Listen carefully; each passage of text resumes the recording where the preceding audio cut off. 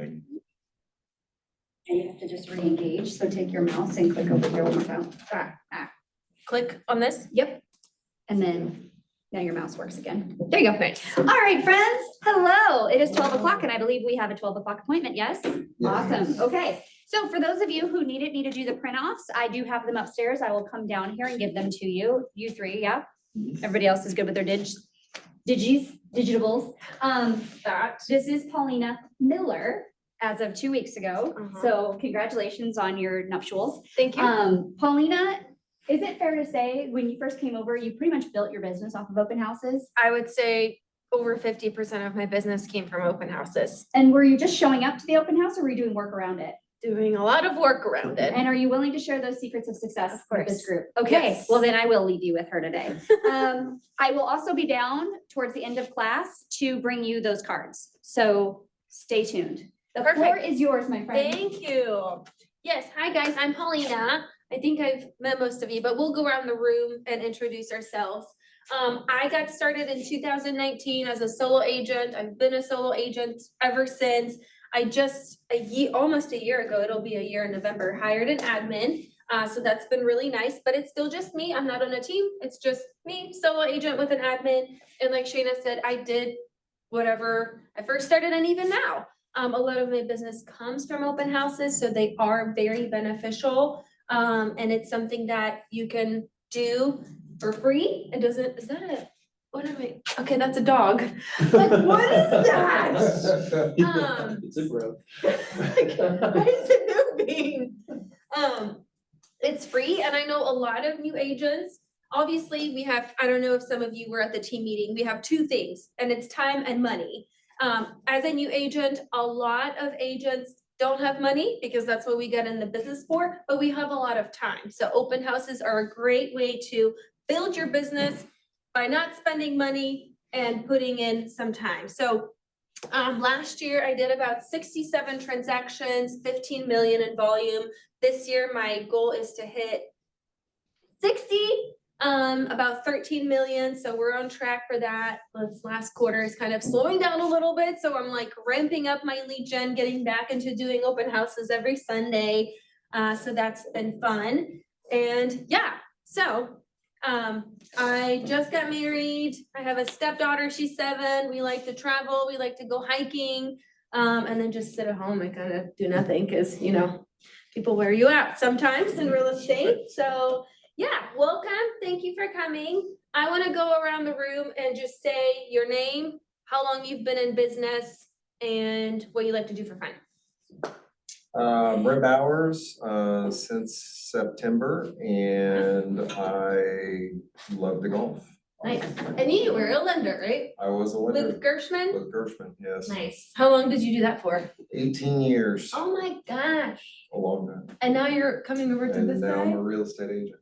Woo! Now I'm a real estate agent. That's awesome. Yep, Awesome. Yep, And then your wife is also an agent, she right? is also an agent, yes. Nice. Yes. Was she a lender too? No, she still works as a NICU nurse. Got it. At Mercy. Okay, Yes. very She's cool. been there 11 years. Wow. Yeah. Okay, so she's doing it part-time right now or like 3/4 transitioning? time, basically. Yeah, I mean, just Part-time. she works 3 days a week there, Uh-huh. 12-hour shifts, and then 4 days as a realtor. Gotcha. Wow, you guys are busy. We are so far. Busy's Awesome. good. I like Yeah. busy. Yes, same. I love busy. Hi, I'm Jason Calm. I've been in since the start of October, I guess, technically. New. Yeah, super new. Yeah. I like to do a lot of things for fun. I play guitar. I like to play games. I play card games, board games, tabletop games, war games. A bunch of stuff you probably don't want to hear about, but that's what I like That to do. sounds nice and relaxing though. It is. Like tomorrow I have some friends coming over. We're just gonna play board games, so. I love it. That sounds nice. Well, thank Huh? you. I never got to. I will invite you. I promise. Awesome. I'm Justin Long. I started actually in 2020, but then, during COVID, it got, real difficult, kind of blunted me, and I went back to work as a truck driver. I did that probably 15 years, so it was easy to go back to, but this time I really want to get away from that. So, Uh-huh. Make that um, full transition. yes, and Yeah. never go back, you know what I mean? So they shut the door, that way you're not tempted, but, Yeah. Or not right. that's right. I like to, I'm a drummer, so that's awesome, to play some together sometime. And, I love to work out, so I'm actually primarily a runner, but I've messed up my hip this year, so I've been slowly getting back at it. And in 2 weeks, if I'm healed enough, I'm gonna do the Bass Pro half, I'm Oh. signed up for the marathon, I'm not doing the marathon. I thought about signing up. Does that count? Yeah, I love did Bass the Pro. half before. I've never done the full. Oh, yeah, I did the full one time and I loved it. It was amazing, but it wound up being hot that day, so it was, it was a whole thing, but Yeah. I do Bass Pro every year, so if anybody runs it all, it's just my favorite. They're awesome, they don't charge you that much, and it's a whole day Mhm. event, so, Yeah, it's Yeah. a really fun event. yeah, it And is. when is that? That's coming up. It's isn't it? November 2nd, second or third, one of the two, Okay, so that's on a like Sunday, so, first Sunday in a November. week from now, ish. Oh, dang, I'll never survive. Yeah, a week from this weekend. Yeah. Ugh. Yeah, Wow. I'm trying to heal fast enough, but it's probably not gonna happen, but. cool, awesome, thank you. My name is Torian Wilhold. I've been with Keller Williams now since July 12th. I am a man of mystery. I have several different hobbies. I want to be a good golfer. My mom's a concert pianist, and I've been playing guitar and piano since I was 5 years old. That's amazing. I've been selling boats and yachts for the last 8 years and still sell boats out of a dealership like the Ozarks.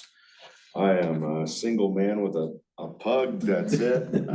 Loving life right now, and I'm doing about 90 plus hours a week between this and ride sharing.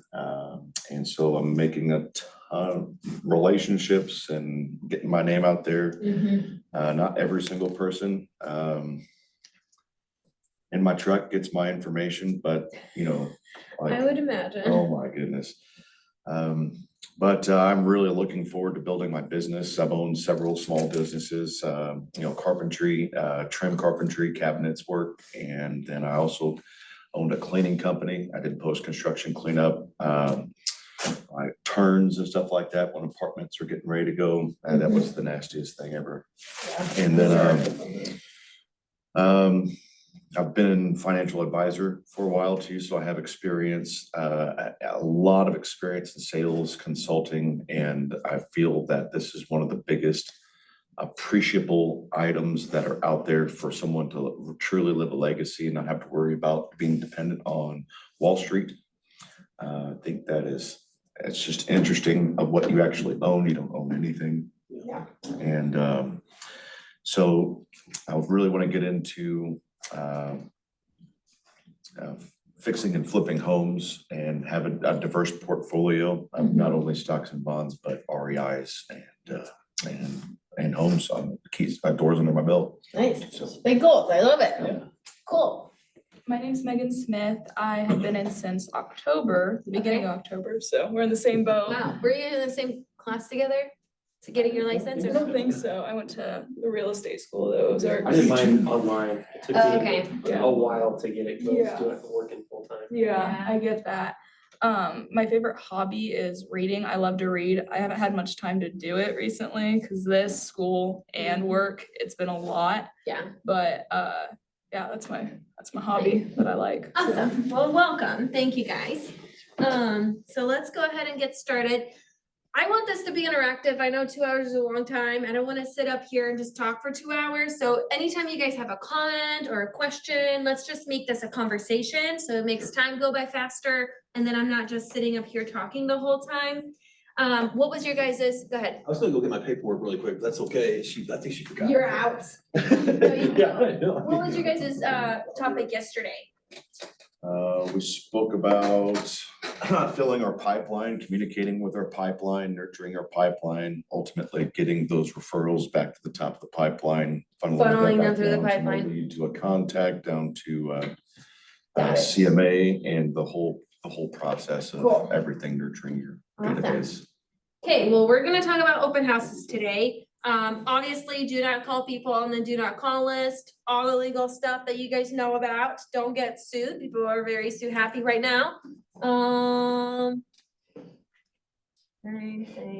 Okay, let's talk about open houses. So like Shayna said, whenever I first started, that's literally all I did, was open houses. And I stick to doing them. I know there's agents that do them on like Thursday, Saturday, different times.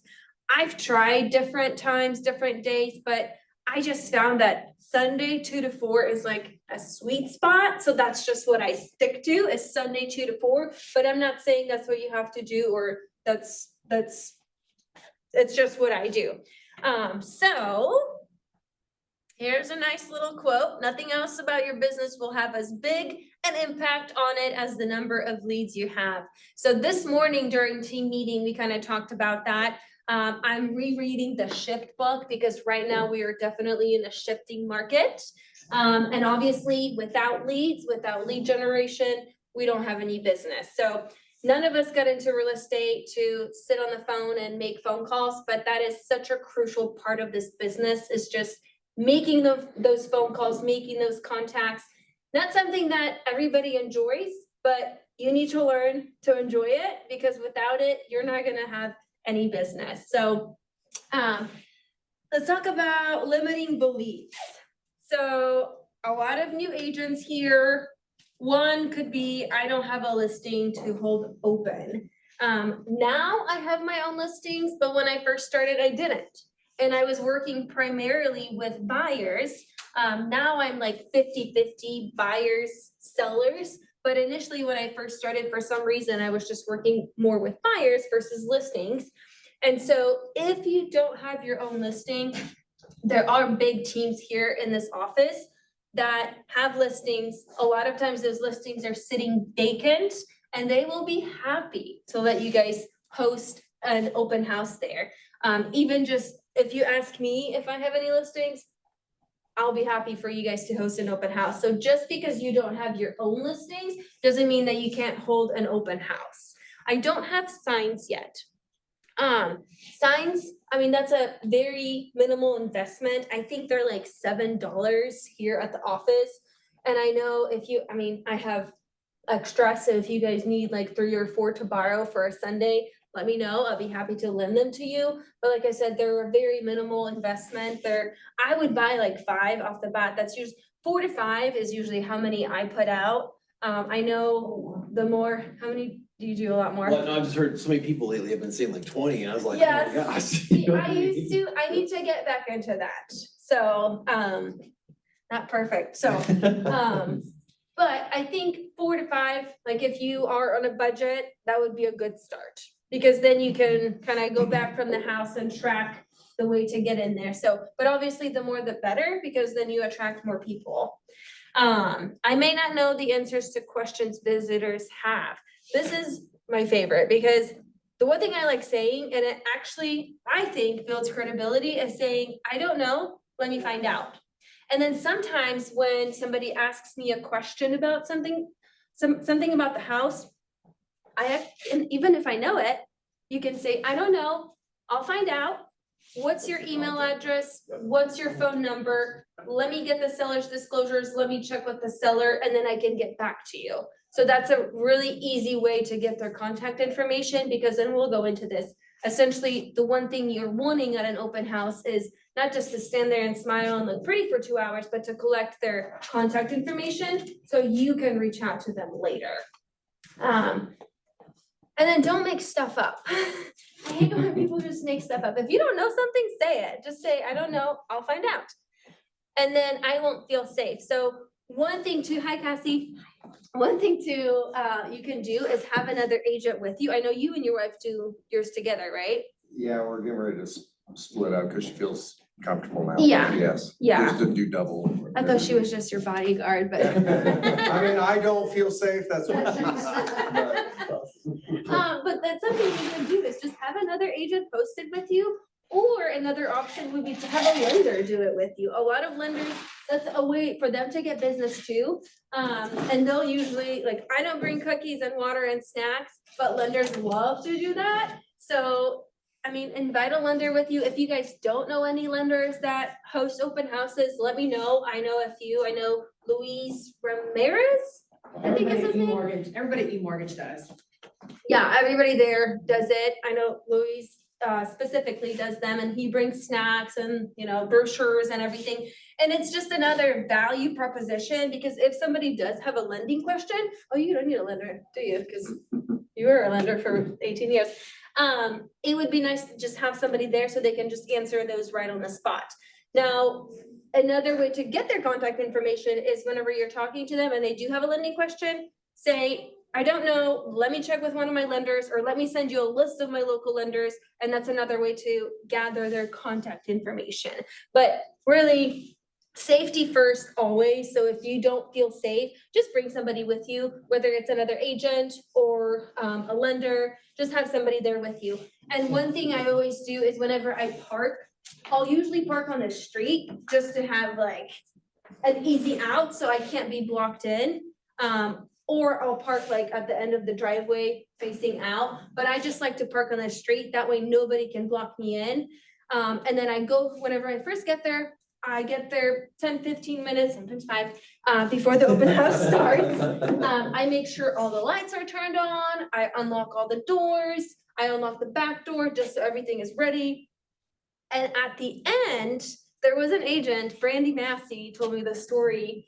She had somebody go in through her open house and they like unhooked the garage door so they could get in manually through the garage. Yes. So that's another thing I added to my checklist. Whenever I'm done, I'll turn all the lights off, make sure all the windows, all the back doors are locked, and then I'll go in the garage and just make sure that it's like, when I press the button, it still goes up, that nobody unhooked it.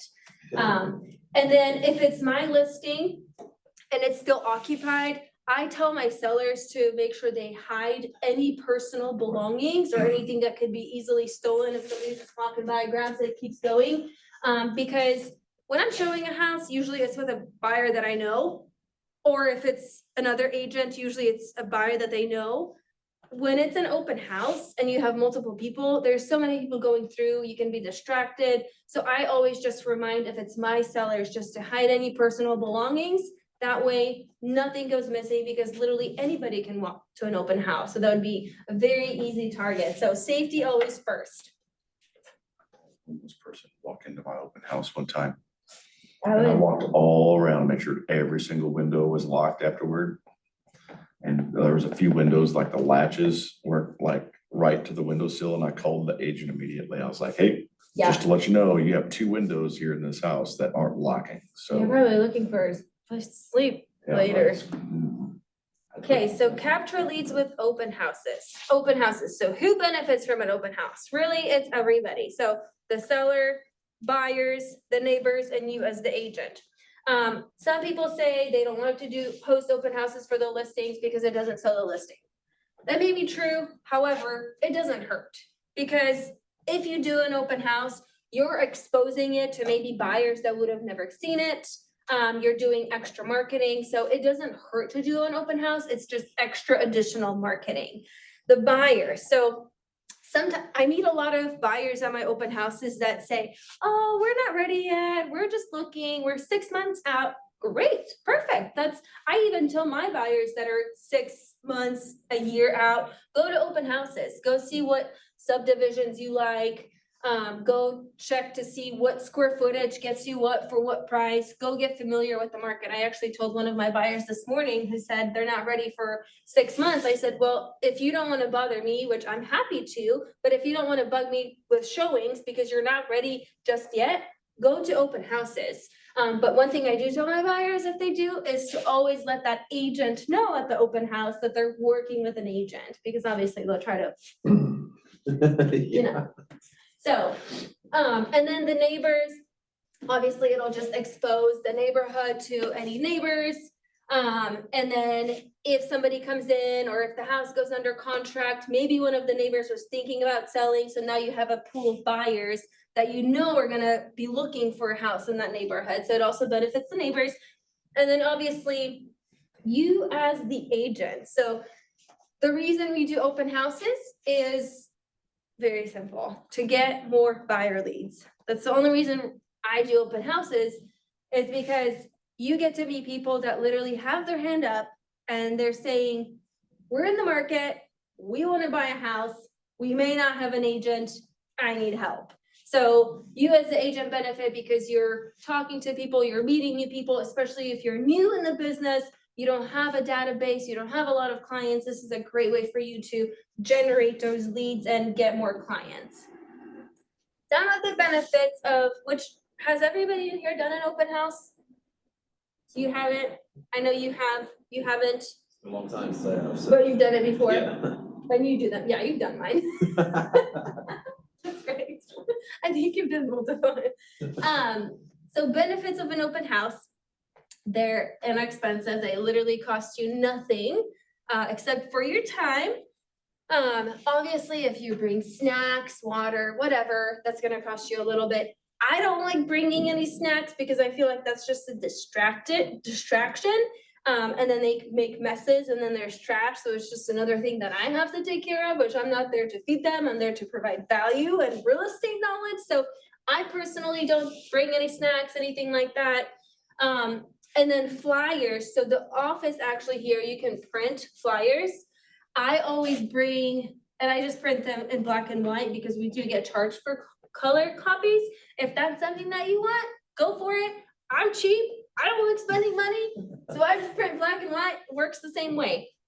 So I just print out the MLS sheets. I'll print like 20 of them just to hand out. And then I'll bring one copy of the seller's disclosures because like I said, I don't want them grabbing those. I want to have a copy with me or even not have a copy with me. That way, if they ask a question, I can collect their contact information and then offer to send it to them later as a follow-up. High return on investment. So basically that just means you're not spending a lot of money, but my goal from every open house, I do it for 2 hours, Sunday 2 to 4, is to get at least one good lead. Even if 20 people come in, if I just get one good lead, that is 2 hours well spent. I think the average commission right now is what, 7,500 is what they say. 7,500. So I just made 7,500 in 2 hours. Obviously, there's gonna be more time you put into that transaction, but I will happily sit there for 2 hours, talk to people and make 7,500 bucks. So it's a very high return on investment. You're not investing any money. If you are, it's very little for a very high return. And then qualified leads. So like I mentioned, you have people coming in that are ready to buy houses. And even if they're not, they're gonna be.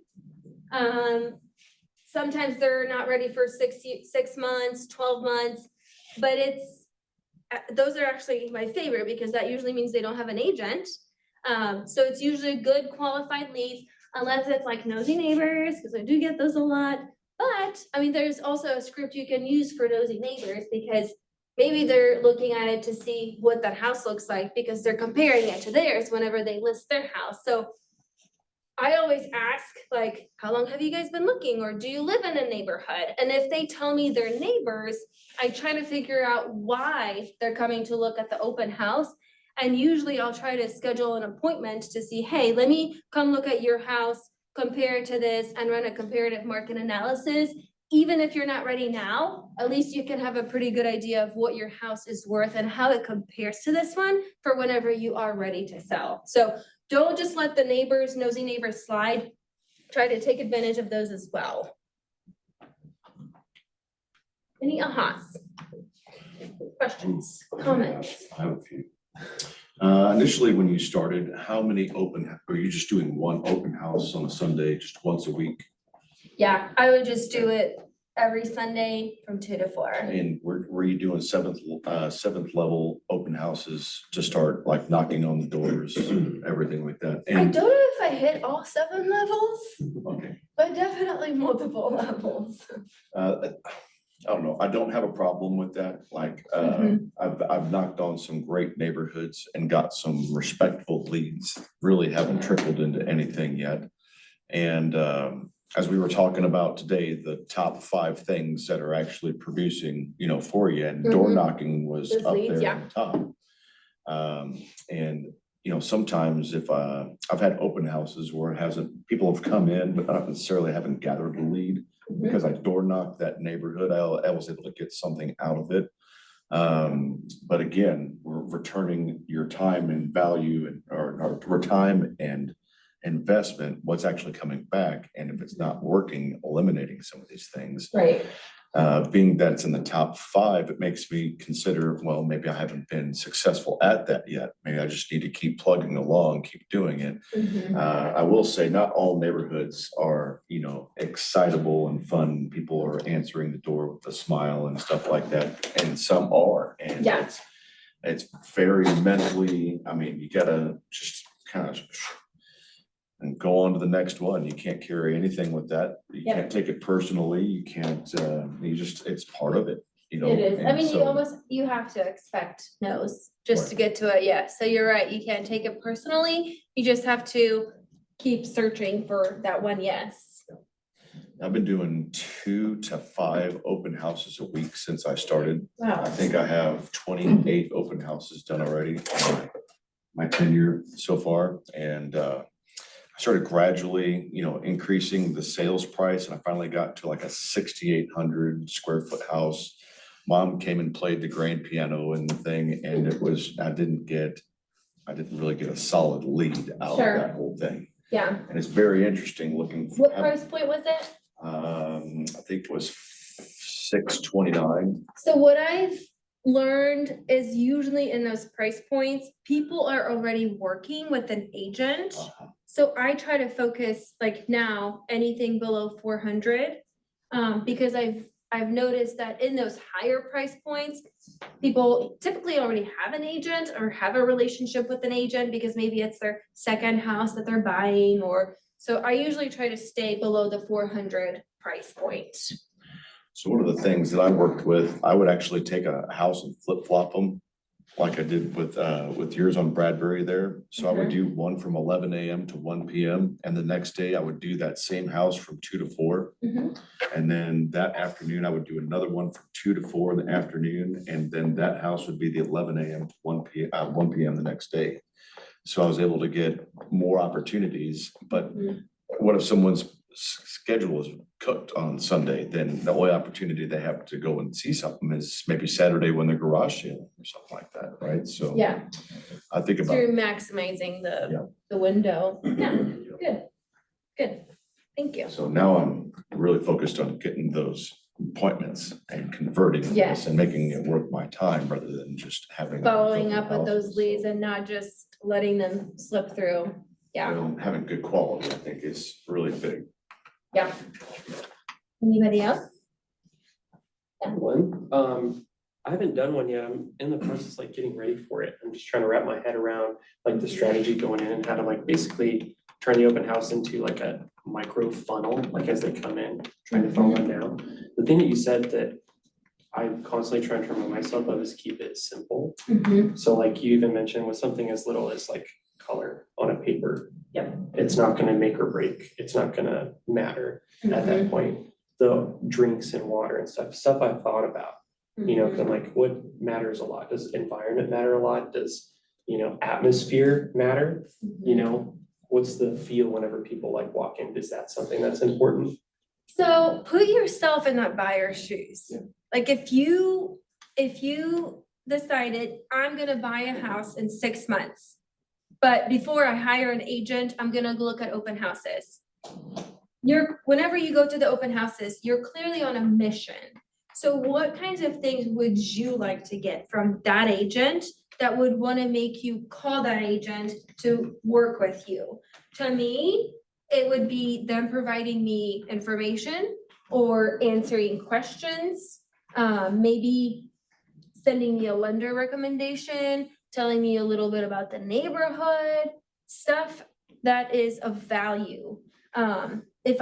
And maybe that's just me, if I was going to an open house with the idea that I'm just exploring the market because I want to buy in 6 months, I wouldn't necessarily care if there were snacks there or water. Maybe that's just me. But when I put myself in the buyer's shoes, that's just kind of what I want to get is value, and get my questions answered. Does that help? Yeah, like for me, it would be answering a question I didn't even know I had. Like that Yeah. would make somebody like stand out to me. So maybe put together a list of questions that whenever somebody does come in, ask them without being super direct. So Yeah. some of the questions that I ask is, have you guys been looking for a while or did you just start? That'll tell you a lot, because if they just started, then, then maybe you can say, oh, okay, that's great. When are you guys hoping to buy? Have you talked to a lender? Have you been pre-approved? Or if they've been looking for a while, you can say, are you just not finding anything? Is there an agent that's helping you find houses? How are you even finding these open houses? And then they'll tell you if they're working with an agent or if they're just looking in Zillow. So maybe you can put together a list of questions that are indirect, but will get you the answer that you want without being too aggressive. Because there's a fine line of being in their face and, can I be your agent? Can I help you I'm buy this pretty house? non-aggressive. And I think for an open house, that's a good approach. But obviously you do have to ask qualifying questions, and it's good to build rapport and have a non-aggressive conversation. But also you have a very short period of time when you can qualify them and gather their contact information and build credibility. So you have to be strategic Yeah. with the questions you're asking. Yeah, and I'm super interested in that. Yeah. Because whenever I make calls, I have a very specific strategy that I'm going through. Uh-huh. And I was curious what the open house style of that was. And the more you do them and the more conversations you have, you'll change your questions and how you form them based on how people respond to them. Yes. So it's just all about practice and just doing them. Yeah. Practice makes perfect. So when someone comes in, I'm usually asking, hey, how'd you hear about us today? Or, hey, my name's Tori and I'm the host, welcome, how'd you hear about us today? And they're just meeting you and feeling things out. They're not, ready there for 20 questions, stuff like that. So I generally ask, would you like a private tour, or would you guys like to gallivant through the house? Yeah. And just kind of let it go from there. And then obviously I'm gonna see them again as they come to the kitchen, I'm saying, I'm gonna ask them, hey, how long have you guys been looking? Are you guys from this neighborhood here, or are you searching for this neighborhood? Mhm. And I'm trying to get, I don't want to be like, I have 15 different qualification questions written down. And it's like, what if I just spit out, hey, what's your budget? Hey, we got a pre-approval letter, what's your time frame? How much you think you're gonna get for your house? Stuff like that. I think one of the biggest ones I opened up last weekend is, what do you understand about the real estate market right now? Mhm. I don't think that's the time or place to be having that question, because now we're opening up a ball of yarn, Sure. and there's other people that I need to be talking with and Yeah. stuff. So And you tried it, it didn't work, so Well, you don't use that question anymore. yeah, and it wasn't nothing relevant to the market. It was just his perspective of some builders and stuff in the area. And I'm like, and so I'm trying to dial these things down. One thing I did really implement at my last one was, hey guys, when you're done looking at things, we would certainly appreciate it if you fill out one of our surveys. That way we can report back to the seller with some information and perspective about our home. Mhm. Can you do that for me? And usually they'll give a big thumbs up. But if you don't ask it, they're not gonna know about it. Exactly. You have to tell them to do Right. it. Yep. Yep. Yeah. So what I'm hearing you say is, you don't just attack them with questions up front. You kind of let them warm up, you greet them, you say your name, and then whenever they come back to the main area or before they walk out, then you're asking those questions or asking them to fill out a survey just Right. with feedback, right? Yep. Yeah, I like it. Anybody else? What was it, Tom Ferry? Is that what his name is? Tom Ferry Real Estate. He Yeah, says, never, he's a big guy. he said, Yes. never look over someone else's shoulder while you're talking to somebody. That's the rudest thing you can do. Just focus your time on that person. And when they're done, then you can go and greet other people. But don't be an overseer. Yeah, distracted. Yeah. Okay, so best practices, let's talk about that. So setting goals, being purposeful, not entrepreneurial. I can't say that word. Pick the house, think about your market number. So you mentioned you did one in the 600,000 price point. So maybe if that's not working for you, try a different price point. And also being strategic with the location. Obviously, you don't want to, I've done open houses that are on land without a lot of neighbors.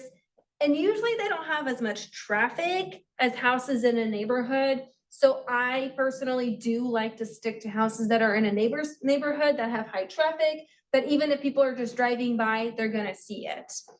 So just be strategic with how you pick the open house. Also, houses that are newer on the market are gonna have more traffic because obviously houses that have been on the market for a while, maybe have had open houses, people have seen them, they kind of become stagnant. So maybe pick houses that are like listed for 30 days or less, just so they're still new and fresh on the market. Prepare and practice. Consider inviting a speaker such as an inspector or a lender. I've never had an inspector, but that's not a bad idea. But a lender, we talked about that. That would be a great idea. Somebody to answer any lending questions that they may have. And then once again, if you don't know something, just say, I don't know, let me find out. Don't just make stuff up. Pick the time and theme.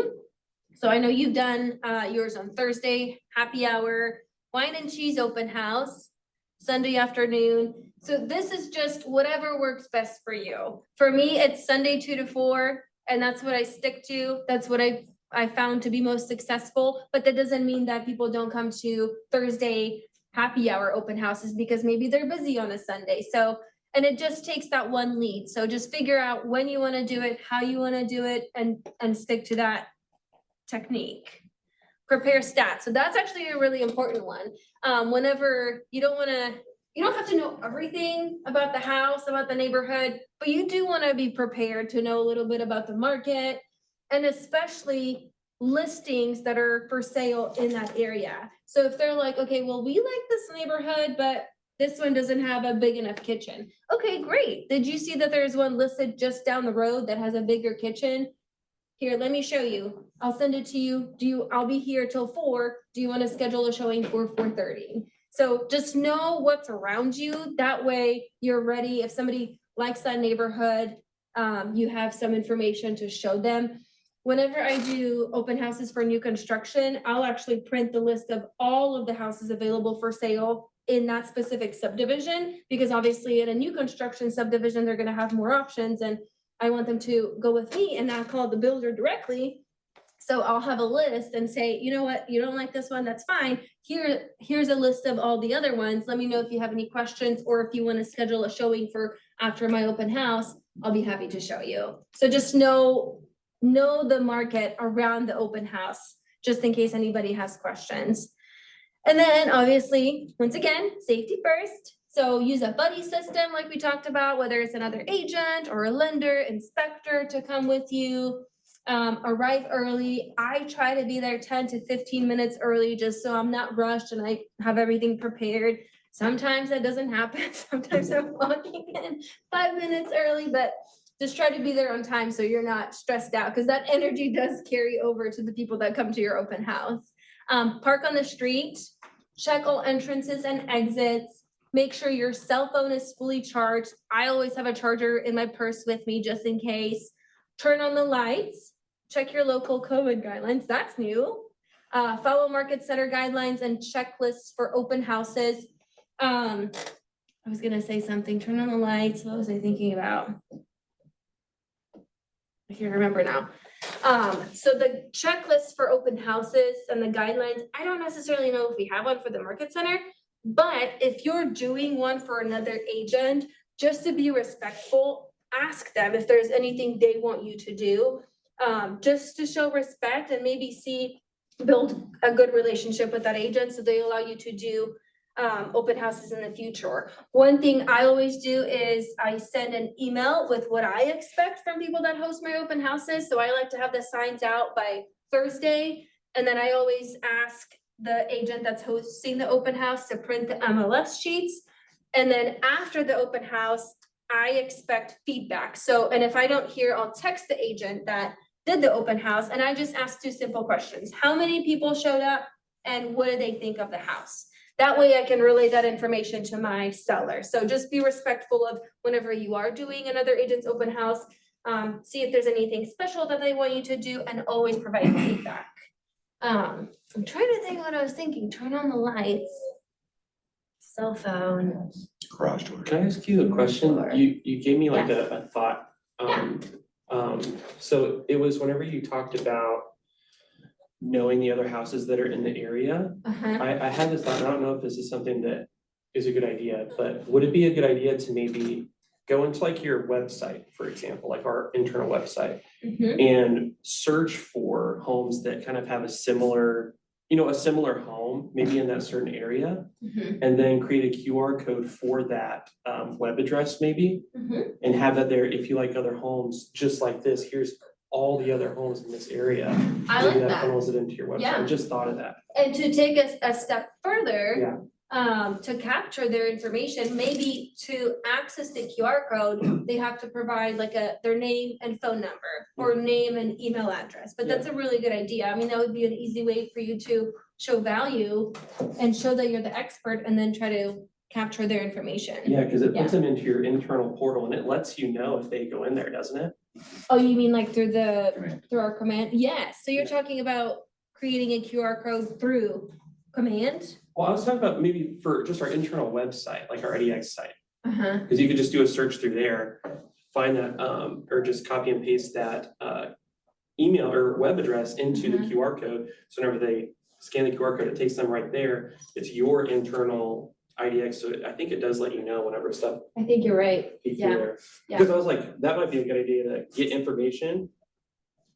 Yeah. Even if they, potentially neglect to talk to you, or if you don't have time or Uh-huh. something, I don't know, I just thought of it. I like that idea, and even like if you have multiple people at your open house, maybe you can create just a sign with that QR code, so if you're busy talking to other people, they can scan it, and then if you never get a chance to talk to them, it would be a good way for you to reach back out and, I Yeah. love it, that's a really good idea. Okay. Okay, anybody else? Questions, comments? And what's your name? Crispin? Crispin? Yep, Hi, Crispin, nice to meet you. nice to meet you too. Are you new? I'm sort of new. I've been here for about a year. Okay, Yep, I this is, think I've seen you around the office. yep, Hello, do you do open houses currently? I do, yeah. I haven't been doing them quite as diligently as I would like to be, but yes, I do them. Good, awesome. Okay, any Ahas questions? Prepare, prospect, and pursue. The difference between big and really big is how you manage your time and focus. Did I read that right? Yes, it's funny because that's accurate. It is very accurate. Time and focus. It's easy to get distracted. We talked about time blocking this morning, and it's very important in this industry because even I, like, I'll time block and then I get distracted because somebody calls me, so it's a good reminder to stay focused. So prepare, prospect, and pursue. Preparing, most of the work for the open house is done the day before. So preparing your mindset and your conversations, making sure you have stuff printed out, making sure your signs are out. And then sometimes on Sundays, especially when the Chiefs are playing, I'm like, why did I sign up for this open house? So just like getting in that mindset. And what I always remind myself about is just thinking, I'm not going to a 9 to 5, so I don't have to be there all day. I'm just going there for 2 hours. So put on your best face, be ready to talk to people, be friendly, be energetic, be ready to answer questions because you never know. Somebody may walk in there and then there's my next client. So, but it is tough sometimes when all you want to do is just stay home and watch the game. But you have to really get professional about it. And like I said, it's just 2 hours on a Sunday and it's 2 hours well spent. Even if you just get one lead, that's a very, very successful 2 hours.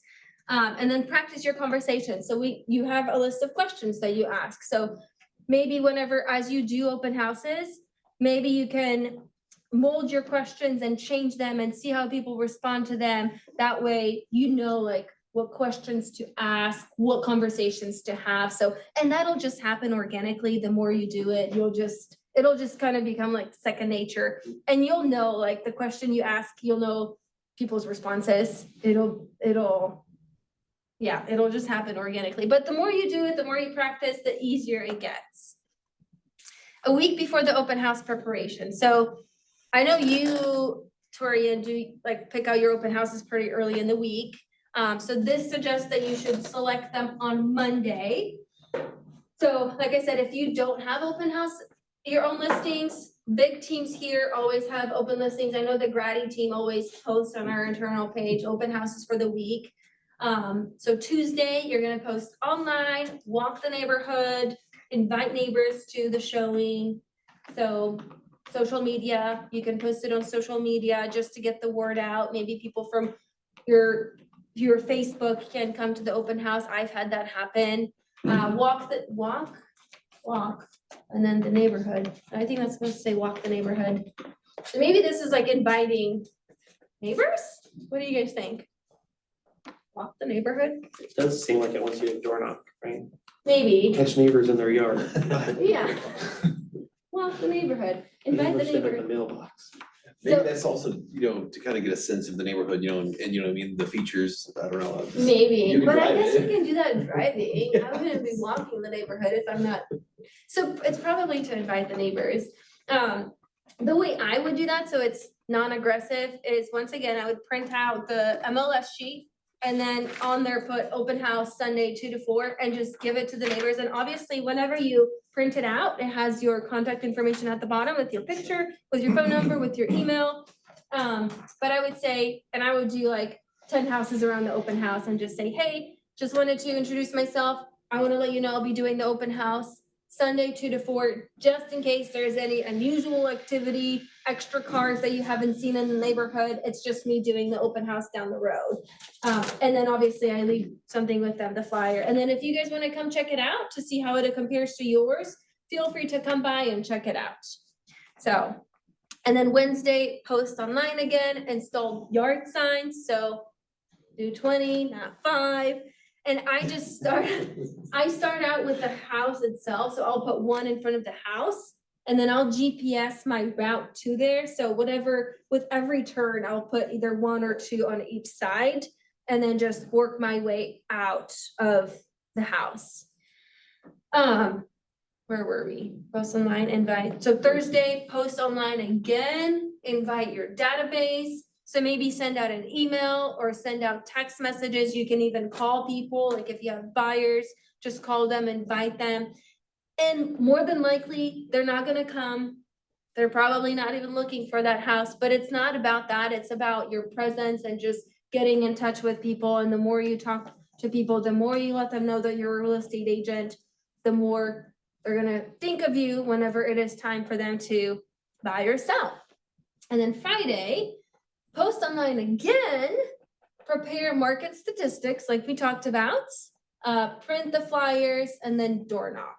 So Is this yours or is this Ignite's? this is Ignite. So what do you do? So Because you are very, very good on one social media and Uh-huh. you're very diligent on your open house and stuff. let me tell you what I used to do, because I've kind of, and I need to get, with this shifting market, I need to get back to what I was doing. Cause I don't do it this way. Yeah, And I was just curious. yeah, I don't do it this way Like the either. signs, I do it as a pattern interrupt, because if they're all out all week long, they're going to probably forget your open house. It'll So just. I don't put them out for Sunday, I do it at like 7 AM that day. The day of, Yeah, okay, one, there's no traffic, so you can pretty much get out and walk around true, the intersections, whatever you wanna do. So that's what I do, and that's why, maybe that's wrong, I don't think there's necessarily a right or wrong way, maybe I shouldn't be saying this is how you should do it. So I like to put my open house signs on Friday. I try to do it on Thursday, but usually it ends up being on Friday. And then I should be posting on Friday, but usually I've been posting either on Saturday or Sunday. But what I've noticed is, like, whenever I'm scrolling through Facebook, a lot of times I see people's posts from like 2 days ago. So I'm thinking, if I'm posting my open house the morning of the open house, maybe I'm missing a lot of audience. So Sure. what I want to start doing again is posting it like on Friday and specifying in there, like, I'll be doing it this Sunday from 2 to 4. That way it has enough time to get to the most people. And then when I did door knock around the open house, I would usually do it the day before or the morning of. Like if I did it 2 to 4, I would come out at like 10 or 11 and just door knock 10 houses around that open house. So, and then let's see what else was on here. So like the open house, so I usually selected around Wednesday. A year or 2 ago, it was really hard to get open houses because you would pick one out on Wednesday and it was gone by Friday. So, but now things are taking a little longer to sell, which is actually good. Because you have more time to market and more time to take that to your advantage. So does that answer your question? Yeah. Yeah, and then I print out my flyers. And then I have a sign-in sheet, like a sign-in stand with an iPad where they sign in. I saw that in one of your videos. I was gonna ask you that later. Yeah. How well does that work for you? Like, I see you're putting it literally right at the door. Mhm. Do people automatically do it, or are you having to tell them to do it? What? Some do. Usually what I do is whenever I do put it right by the door, and then I'll say, hi, I always introduce myself. I'm Paulina, welcome to my open house. If you don't mind signing in and then grab a flyer. And then I just let them, and some people refuse to sign in. If they refuse, I'm not gonna push them. But it's called an embedded command. So I'm asking them to sign in and then their reward is the flyer. So it's like a psychological thing. It works 50% of the time. And then the questions I ask is they put in their name, phone number, email, and then it says, are you working with an agent? Yes or no. So it's a 50-50. Some people sign in, some people don't. Some people gave me the fake information. So yeah, but that's what I do. And then if they don't want to sign in, that's fine. I just let them walk through the house and then try to ask those qualifying questions as they're walking through the house, or maybe before they leave, I'll ask them for feedback. So yeah, Okay. but I like the iPad. I know some people do a sign-in sheet. I just feel like, and sometimes they just get intrigued. They're like, ooh, what's this? So they just automatically, when they walk in, yeah, they Is like, that a program that you bought, or? it's called Open Home Pro, I think. Let me see. No, I don't think I have it on my, it's, Open let me Home double Pro? check. I have my iPad upstairs in my office. I think it's Open Home Pro. And it's not very expensive. I think it was like $30 per year. So then whenever they sign in, it keeps their information in the app. And it also sends me an email and it says, here's all the people that came to your open house, and it spells out their name and whatever information they put in. Now, if you guys don't want to do the app, you can actually use a link through command. And don't ask me how to do that. So if you use your website, and this is what I've been told from Nicole, if you put like toriandwillhold.kw.com/open house, it brings you to a thing to where they can sign up, and as they sign up, it automatically tags them as an open house lead and puts them Does it in- automatically tag them, or do you have to go back in and tag them? I think you have to tag them. So after you do the /open house, it Mhm. automatically tags as open house. But Gotcha. if you scroll halfway through your website, there'll be a little spot where you can actually submit information from your website, and it directs it to command. Yeah. Which is pretty So awesome. if you guys have questions about that, ask Nicole. She's the person to ask. She'll be able to show you how to do it. And then you can just copy the link, put it in your iPad, and it's the same as like signing in. But it automatically puts their information into command, so they're automatically in your database. I have a question. Yeah. For somebody who wants to like leverage the open houses a lot as like a center point to prospect, do you recommend calling through the neighborhood and then doing a door knocking strategy afterward? Or have you had any success with either of those? Like really heavy, like more than just 10 homes, like I'm talking like door knocking the whole neighborhood, possibly even calling through the whole neighborhood if the weather isn't nice or something. Yeah. I don't know, somebody who really wants to like leverage the open house Take as it a to the talking next point, level. like it's almost like having a third party here to like kind of distract people with whenever you go to the door, rather than going up to the door and be like, hey, it's me, the stranger you don't know, be like, hey, I just wanted to invite you to this thing, as a way to like get into conversation. Have you done that? And if so, has it been successful for you? I have not. So you're saying like before the open house, you would be hosting the open house and then you would be calling the whole neighborhood or door knocking the whole neighborhood to invite them? Yeah. I mean, I think that's part of the 7-level open house is taking those extra steps and talking to the neighbors and inviting the neighbors. So I mean, I think that would definitely be beneficial. I haven't done it to that level. I've always just done like 10, 15 houses around. But I mean, Cause like, it wouldn't hurt. I haven't done it yet. I'm just trying to like figure out what's gonna be like the more efficient way to do it. Mhm. But at the same time, you know, with the calls, especially like, you know, other prospecting calls, it's so hard to get people on the phone sometime. And just the face to face that I had, it's been so powerful. Yeah. That I'm like, okay, I need to maybe put more emphasis on getting in front of people. Open house, I just don't know if that's a good way to go. I think so. And you're not just door knocking to sell them something, you're door knocking to invite them to the open house.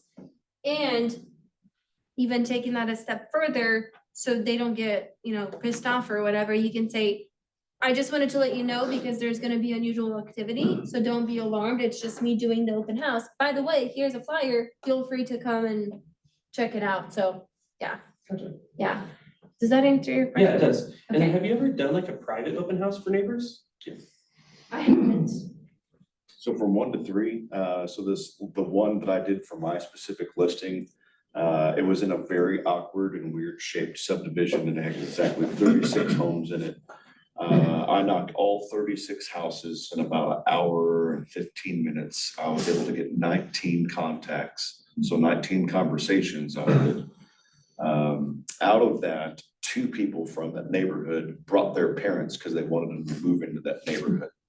So I would go to Flat Branch or 417 Home Loans and say, hey, Christina, I'm doing an open house. This is the listing agent. Let's make sure we're giving them props in the flyer, you know, and she'll print out 40 different flyers for you, all color, all nice and neat. They'll design them. They'll do everything for you. All I gotta do is go and pick them up. 4 to 6 p.m. is literally the best time to reach someone at their home, whether they have kids, work from home or whatever it is, you're going to reach a lot of people. After that 6 p.m. to 7:30 mark, you can either have a gun pulled on you or they're cooking dinner. So I'm definitely not trying to disturb the flow of life. You know what I'm saying? I smell dinner cooking. I'm like, oh man, well, I'm just interrupting everything. I feel like an idiot. And one thing I haven't done is leaving those little flyers at someone's stoop. Just because you're inviting someone to an open house and they have a no soliciting sign, don't even knock on that door. Don't even bother with it. Just go on to the next one. I agree. I got a 1-star review from that. Cause I knocked on somebody's door that had a no soliciting sign. Don't do it. Yeah, I accidentally did that and his dog went ape shit and was barking. He was like, what are you doing? Can't you read? And I looked up, I was so paying attention to the doggy at the door. I didn't even see the no soliciting sign. And I felt like such, I am so sorry. And I walked down the neighborhood and as I was walking back to my truck, he came out and apologized to me for snapping at me and stuff like that. And I was like, I am so sorry. I didn't mean to knock on your door. You have such a cute dog, you know? Yeah. I've been cussed out before. I Yeah. had the door shut in my face. It's just, you know, all fun and games. On the MREA podcast, there was a lady that does 100 million or some ridiculous number out of like Texas or something that was on there that, and she was talking about open houses. And one of the things she does is from 1 to 2, she does a neighbor and she serves mimosas. And she door knocks the day before with a flyer telling them about it and saying, come by, grab a mimosa and talk to me. Yeah. She says she has a ton of success with that, but So she does like the private for neighbors an hour Yep. before. and then the 2 to open house. 4 is the Yeah, normal. I can see how that would be a good idea because maybe if the neighbors don't wanna just come, it's like a incentive and a special invitation, you know. for them That's to- what she said. She said Yeah. it's nothing to do with not getting him there from 2 to 4. It's just trying to It's more like people that were thinking about listing their house, like I'm doing something extra than the normal, hey, I'm just opening Mhm. your house. So Yeah. that's what she spoke about. Yeah. So. I mean, that's something you could It try. almost sounds like an interview, like she's setting up like a informal interview for them to come see what she does. The other thing she, Yeah. I think she said she puts out like 20 signs. Really? And every single sign with a balloon, but of course she's got a team. Wait, every sign with a Every balloon? single sign has a balloon. And the reason she does that, she says she gets calls all the time that I want you to list my house because I see you always in my Uh-huh. neighborhood, so you must be the expert for this neighborhood. Yes. When she's really not. Yeah. She just puts out so many signs, it looks like marketing wise, she's everywhere. Right. So she must have like, which I've thought about doing this, like custom open house signs, because the ones they Which I sell did here. with Brian Stone, and Uh-huh. they turned out amazing. Really? I love my custom open Yeah. house signs, yeah, Oh, yeah, because Brian Stone has that. that sign rover, yeah, Okay. yeah. Yeah. Yeah, because then it does, so you're not only generating leads from as buyers from that open house, the neighbors also see, oh, the Marketing, marketing yeah. you're doing, so they're like, well, if he's working this hard for that seller. Yeah. He's gonna work this hard for me, Correct. so, yeah, that's a good idea. Mhm. On ChatGPT. And one of the things that I found on ChatGPT was creating a letter for the neighbors, inviting them to this special open house from 1 to 2. This is just for the neighbors only. And then it's literally from my client. Hey, I don't know if you're aware, I'm leaving, put my house up for sale. I just wanted to reach out to all the neighbors and let them know it's a great opportunity to keep our neighborhood whole and, keep it nice. If you know anybody that's looking in the market, please bring them by. We're having a special neighborhood open house from 1 to 2 on Sunday. Come on by. And so that's, whether they knocked on the door or not, everybody in that neighborhood got that letter. So they went out their doors to, and they sound, because I'm not messing with the mailbox. Don't touch a mailbox. That's federal offense. Yeah, so just another way to invite the neighbors to that private special open house before the actual open house. Because I'm not looking to do, like, the weekends are pretty like sacred to me. It's like the little like quality time that I have with like my little bunch. But I do want to try to do at least one a month. That's why I ask, because I want to like get the most out of it that I can. If So I can't do take it to really the next consistently. level. Yeah. Okay, what clients like to know?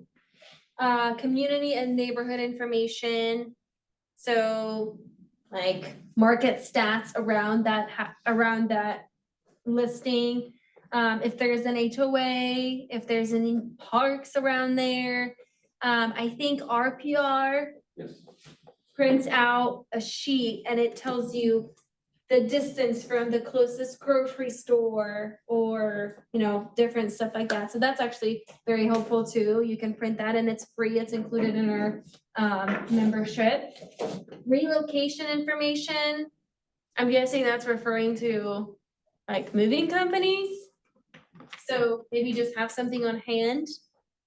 Like, hey, if you are thinking about moving, here's a moving company. One thing about that though, always provide at least 2 recommendations. Don't just always do one, because if something goes wrong, they get frustrated.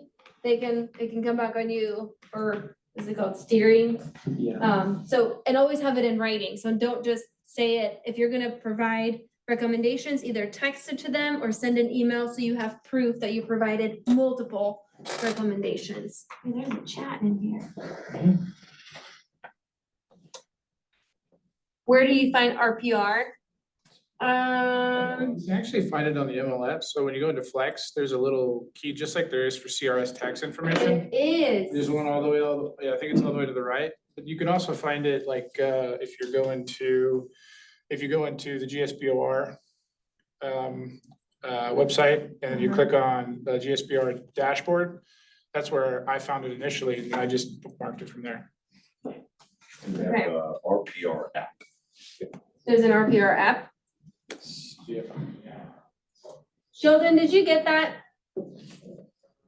Got it, cool. Yeah. And it's just like a 2-page flyer, and it actually does have a lot of useful information. First time buyer specific. So I did not have this when I first started, but now I've put together like a little brochure about the steps for a first-time home buyer. And Command, you can create those in Command. You can just do something very simple. Don't overcomplicate it. And it's something you can hand out and just make sure you have your contact information in there. So put your picture, phone number, email, so they can always reach out to you, or if they have any questions, they have your contact information. And then mortgage information. So whether you have a lender there with you, or you just have a list of maybe business cards or list of lenders. I don't like to hand out business cards. I like to ask them for their information, so then I can offer to send it later, because then I have their contact information, so I can follow back up with them, send them an email, set them up on a search or whatever. So yeah. Upside down again. Oh, wait. Technology is hard.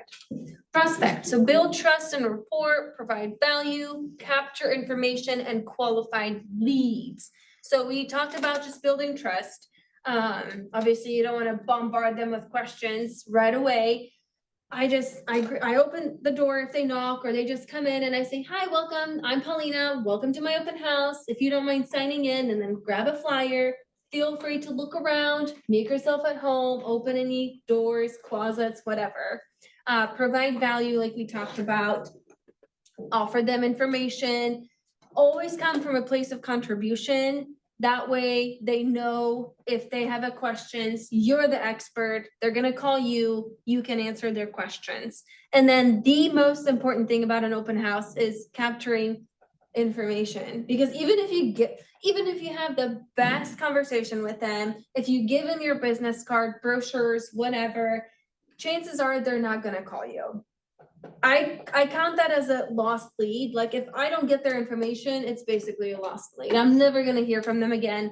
They might go to an open house down the road and then talk to that agent and have a great conversation with them. So I always in many different ways try to get their contact information, so then I can be the one that reaches out to them, because they're not gonna reach out to me. And then once again, if I put myself in that buyer's shoes, I went to the open house and gave my contact information, and then that agent called me the next day and said, hey, thank you so much for stopping by my open house. Do you have any questions for me? What did you think about the house? I would think that's super professional, and I would think they're on top of their shit. Like, this person clearly knows what they're doing. They're a professional. If I have questions, I'm gonna ask them. Maybe this is why Shayna doesn't put these on YouTube. She said that this morning. Okay, so greet everyone that comes in the door. I used to not say my name, but I can't remember who said something about it. And ever since then, I've been saying my name. Maybe it's because like if there's a lot of people at the open house and I just say, hi, welcome, come in. They may not know I'm the agent. So I always just want to make sure that they know I'm the agent that's hosting the open house. So if they do have questions, then they can ask me. And I just think it's professional. Engage in conversation. So just listen to them. Sometimes they'll tell you more than you want to hear.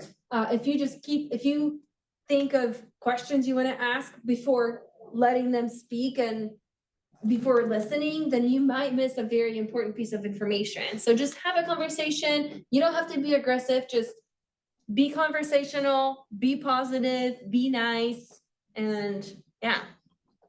Provide value. So know your team stats, know your market stats, understand personality types, that's huge. And then have something to offer the visitor. So know your team stats. Even if you're new and maybe you're a solo agent, you don't have to necessarily say that. You can refer to we as the market center. So you can say, oh yeah, you don't like this listing? Great, we have another one down the road, or let me see what we have that may interest you. So you don't have to pretend like, it's just you're a solo agent, you don't have any business. You can refer to literally our whole market center as we. Know your market stats, so we talked about that. Personality type, so sometimes people don't even want to talk to you.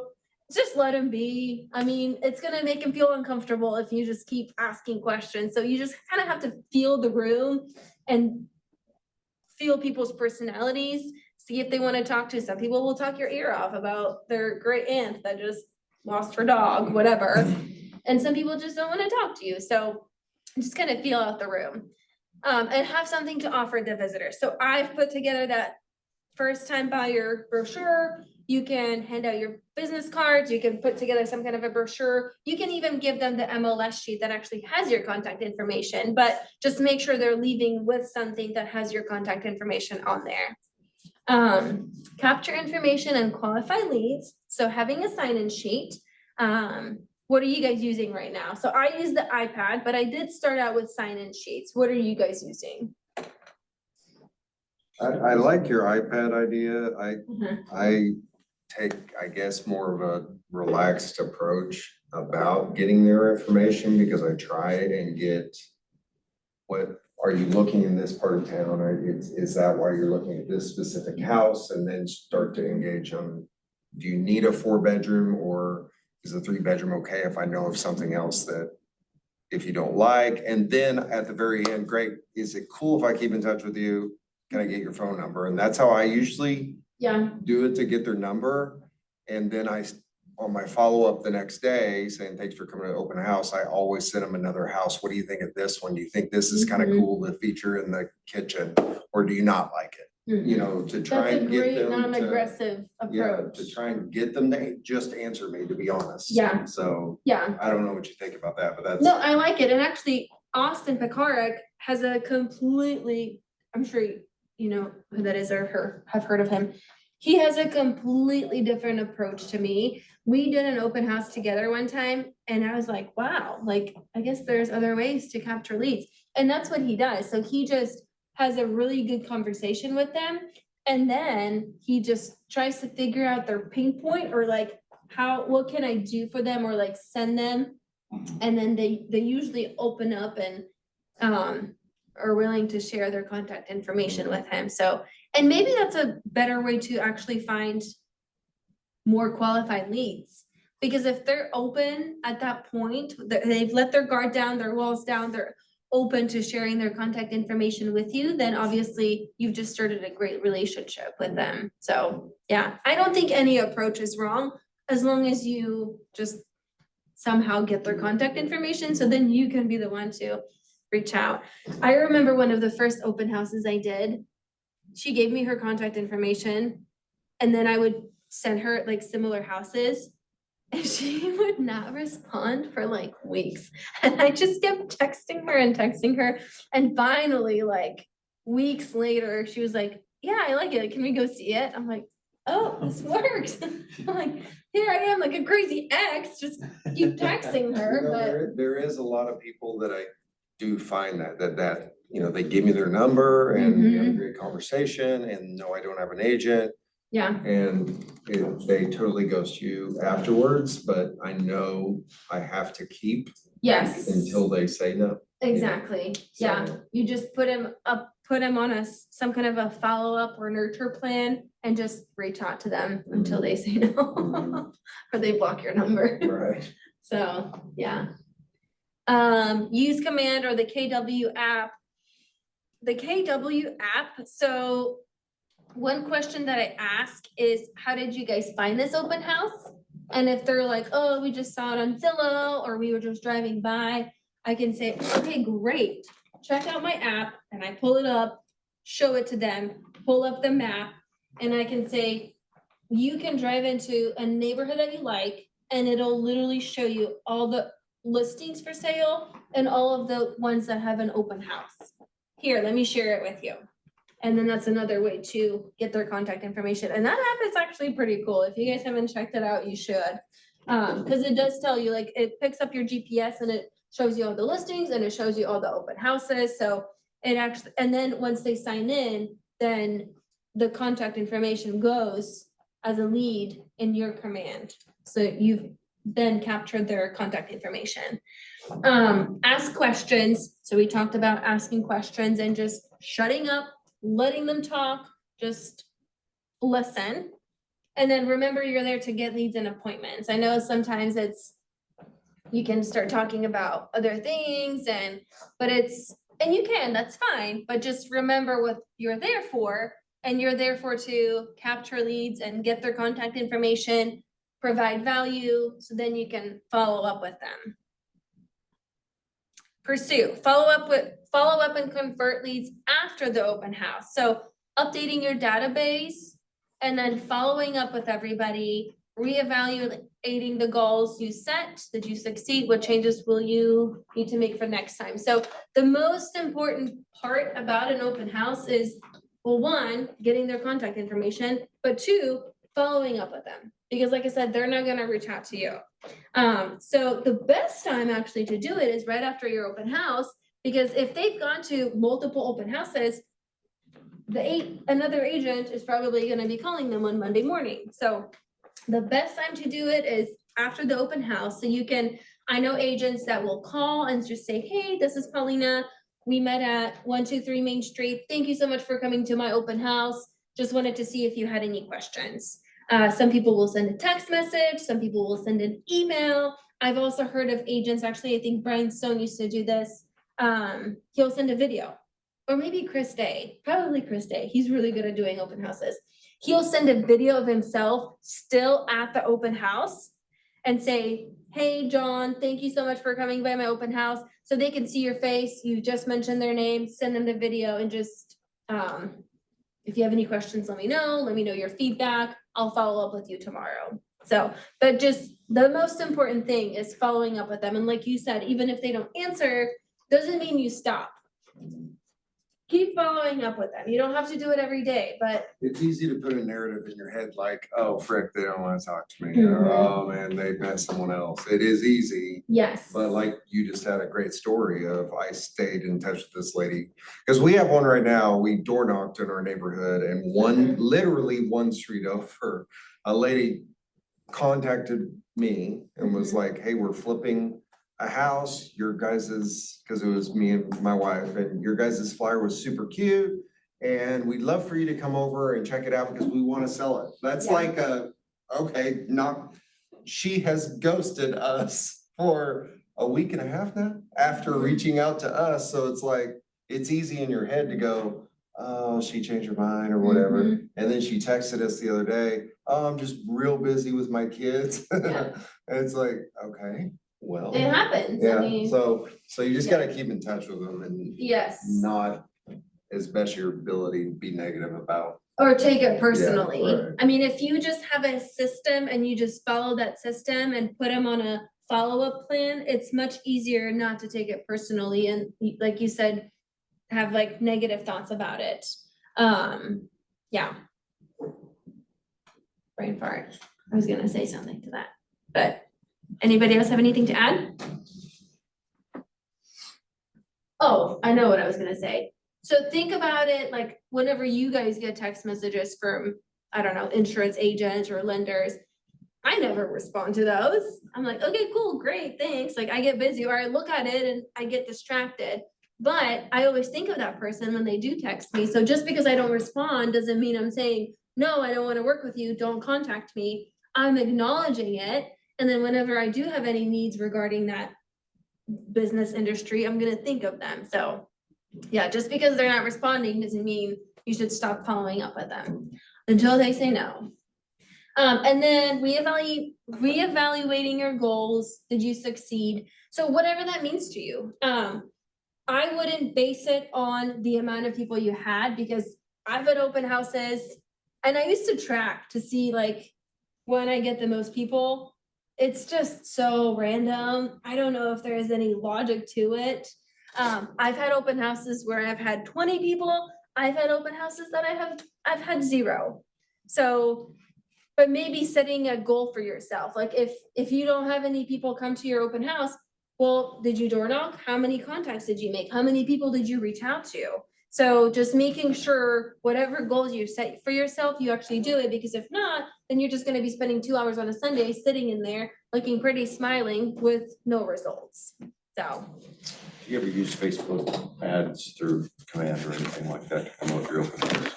I haven't, no. Yeah, I know people do, and I'm sure it's beneficial. I just haven't myself. Yeah. Are we done?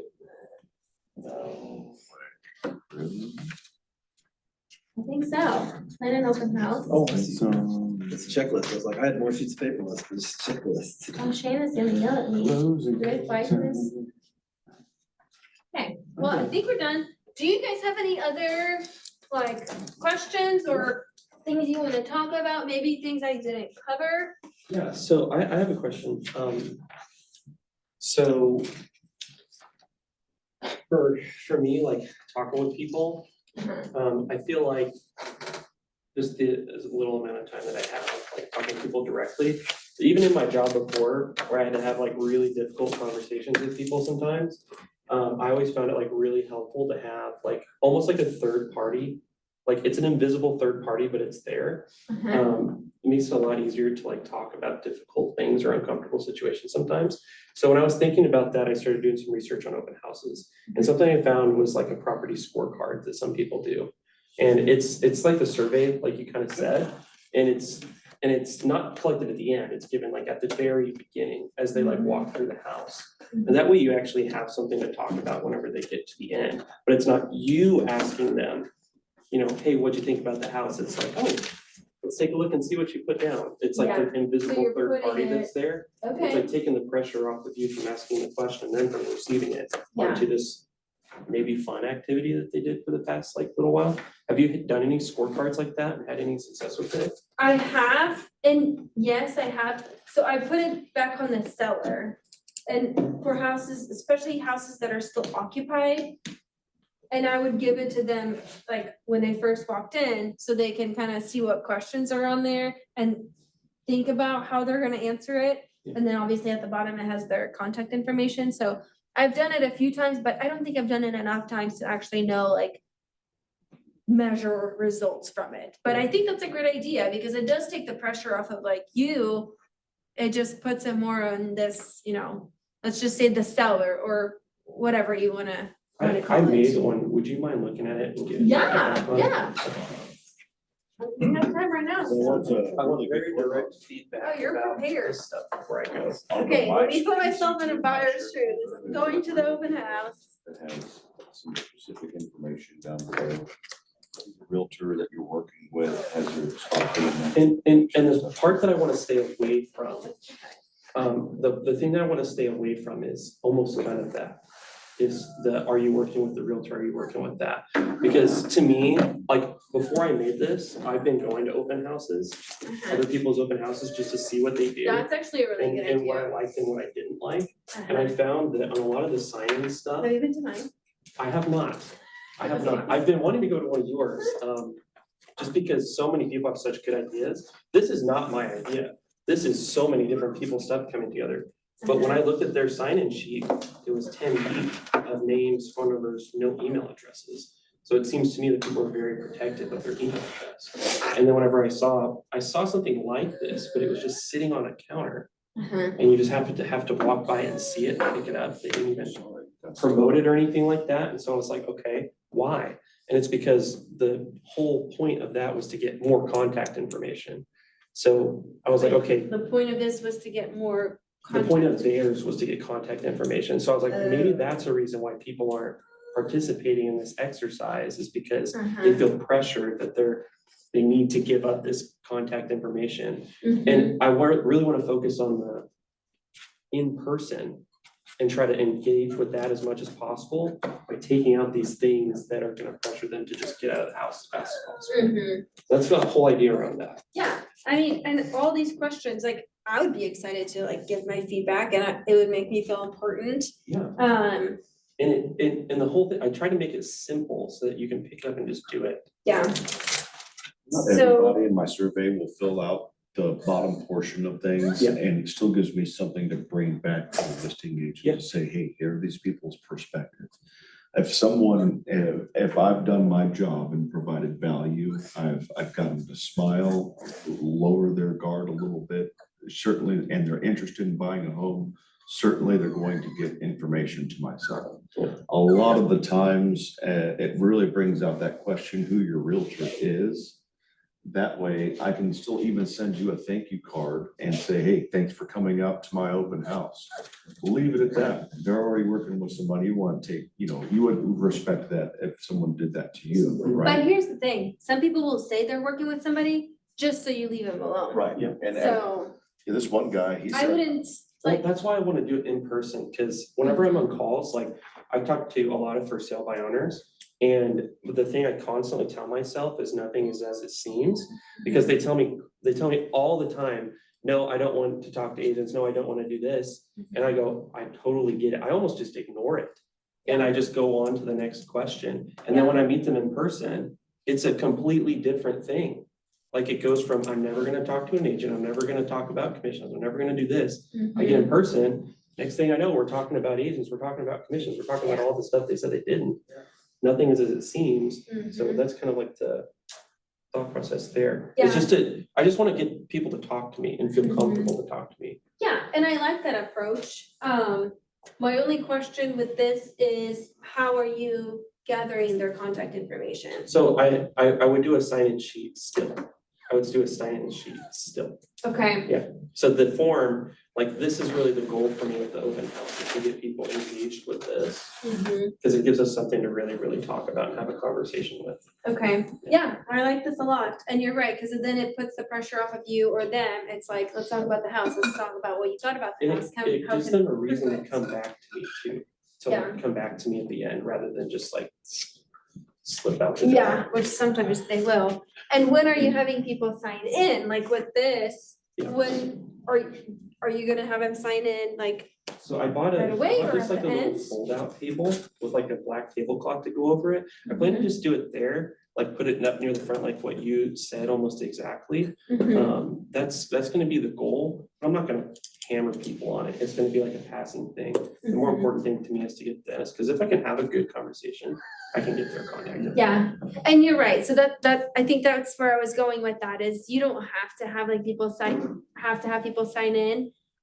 But as long as you do get their contact information, because from what I've learned, like I mentioned before, even if you have really great conversations with them, you think you're best friends now, they're not gonna reach out to you. So the most important thing is, I mean, obviously, building rapport and credibility, bringing their guard down, but then gathering their contact information so then you can reach out to them. But I mean, just like, not Brent. Brent? Yes. Brent. I don't know why I always think Brenton. Sorry. I mean, he has a more like non-aggressive approach to still get their contact information. So I think as long as you do, however you get there is gonna depend on your personality type and how you wanna approach them. But I do like that idea. You need to do an open house. I'm trying to. What do you mean trying to? either of you, No, I'm trying to, yeah. Okay. no trying. That's the hard thing with the What's that for weekends, bold? like what I said is, my weekends are so packed way ahead of time. That like finding availability for me to do it, Yeah. that's why I've been asking questions about how to make it, how to Sure. really take advantage of when I get it, cause Capitalize it's, on it. I'm just I don't want to do one every weekend. And I have the availability in my schedule to maybe one or two. So I haven't had the opportunity yet to do Yeah. one. I mean, I think even one or two, like if you do take it to the next level, cause I mean, I don't do them every Sunday, so anything we can get in would be good. Yeah. Anybody else? And then you recommended under 400 for price point. So I was looking at like the market summary and Flex, and it showed that like the biggest like buyer activity is in the 200 to 300 range. Would you just suggest maybe trying to stick to like that range in particular? I would say you're gonna have higher chances in that price point to find a buyer that's not already working with an agent. Right. Yes, yeah, but obviously, just keep in mind, like, whatever price point you're in, those are the types of buyers you're gonna attract. So if you're like doing an open, which it's hard, like 200,000 right now, it's hard to find a It is. good Nice. house. I would say like 250? No, it's come down a little bit. But what I'm saying is, whatever price point you're in, those are the buyers you're gonna attract. So just keep that in mind. But I do think if you, like, even if you just stay below 350 or 300, you're gonna have higher chances of finding a buyer that doesn't already have an agent. And then I'm so sorry that I'm just peppering you with these, but No, I I love was it. really looking forward to this class, so I wanted to ask one here. So for the open house too, I was really thinking about trying to focus in on a specific area. So I live in like Ozark, and so I basically just kind of want to stick to Ozark. Do you even think that's a good idea, or should I just go with whatever's there? Yep, and you can, I mean, with the inventory now, you can find houses in Ozark and you can just as easily stay in Ozark. Yeah. I actually used to do an open house at a new construction house at the same house, like weeks in a row. And I would have the same people come in multiple times and they saw me there, so it built even more credibility. So maybe if you do that, if you just stick to a more, specific market, then you're gonna run into the same people and they're gonna see your face and they're gonna run into you again, so it's gonna build even more credibility. So I mean, I think with the inventory now, and Ozark has enough houses, and I'm sure neighborhoods in that price point that you can find open houses at, so I don't think there's anything wrong with that, yeah. Yeah. Maybe I should get just a little bit more focused on it, just for like name recognition in the long term, you know what I mean? Yeah, I mean, especially if you live in Ozark, Mhm. that's gonna make it a lot easier because you're not driving as far, because I mean, it does take time, putting out signs, door knocking. Like, especially if it's 20 minutes away, you drive 20 minutes there, 20 minutes back, that's 40 minutes out of your day. And I go to all the Ozark things too, so like, I feel very comfortable talking Yeah. to the peeps. Yeah, I don't think, there's enough business in Ozark that I think it would be a good idea to do that. So, yeah.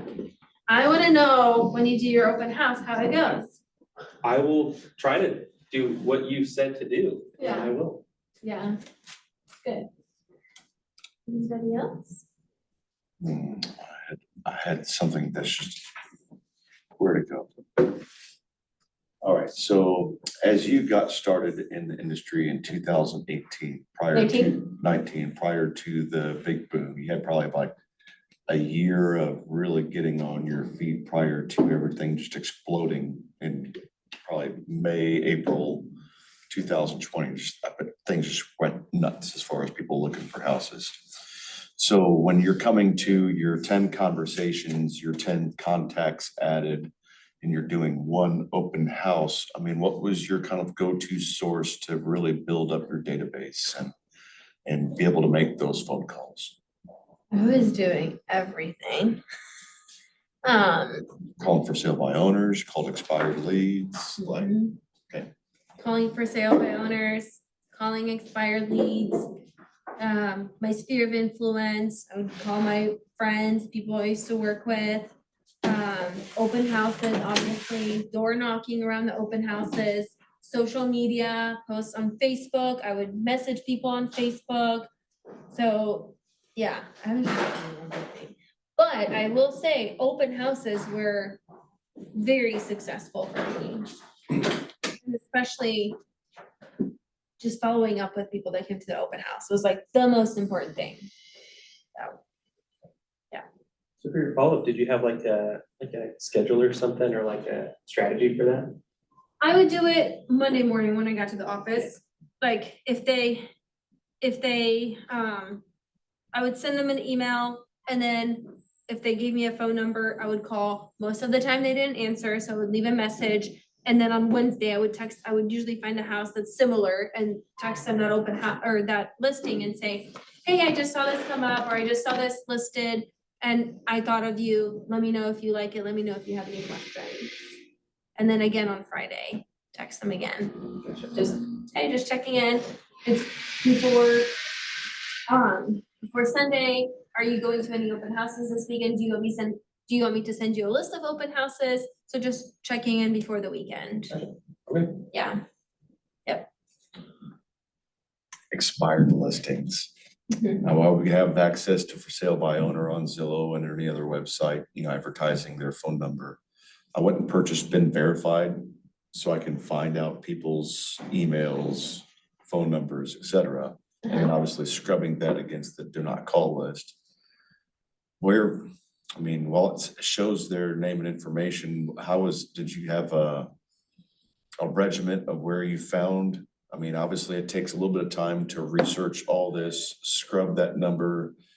And then did you just create a list of expired listings that were ready to go and make your phone calls then? Or were you going at it and making the phone calls that way you had the information pulled up on the screen? Like, what was your best route to go about expireds? I can't remember honestly. I think, so obviously with for sale by owners, they have the phone number listed. But I think for expired listings, which this is not the most efficient way to do it, I used Fast People Search. But so I had to look them up myself, dial the number myself. And a lot of the times it was the wrong number. So I'm probably not the best person to talk about expireds, And that's what I keep. but I coming up know with. they're like Yeah. platforms you can pay for. Yeah, I went and purchased, been verified. It's been very successful, especially if I've been door knocking a neighborhood in a specific area. Say I met Rebecca, if I didn't get Rebecca's full information or something like that, but I know I had a nice conversation with Rebecca. So I'm literally going to go on to Google Maps or whatever it is, find that house, find that address, put it into being verified. Oh, Rebecca Tig, or whatever her name was. So I wrote a little letter. I said to the Tig family, hey, I had a pleasure speaking with you. It was very busy at the open house. I didn't have a chance to visit everybody that came in. Didn't know if you were able to make it. It was a successful open house. You know, I don't know if you got to hear my mom play the piano or whatever it was. Just wanted to touch base with you. If you ever have any questions about real estate, give me a call. And just left it at that. And that was part of my thank you letters that I did. You know, I mean, thank you letters go so big, especially on a Monday. Nobody does a handwritten letter anymore. Yeah. And I mean, there's not, I do not call list against sending anything in the mail. You know what I'm saying? How much junk mail do we get that automatically goes in the 86 can anyway? You know, it's like, so I think Yeah. that's super important. Like, there's so much information out there, but my biggest struggle is it takes me, you know, 2.5, 3 hours just to find 3 people, information on that are on the do not call list and expired listing.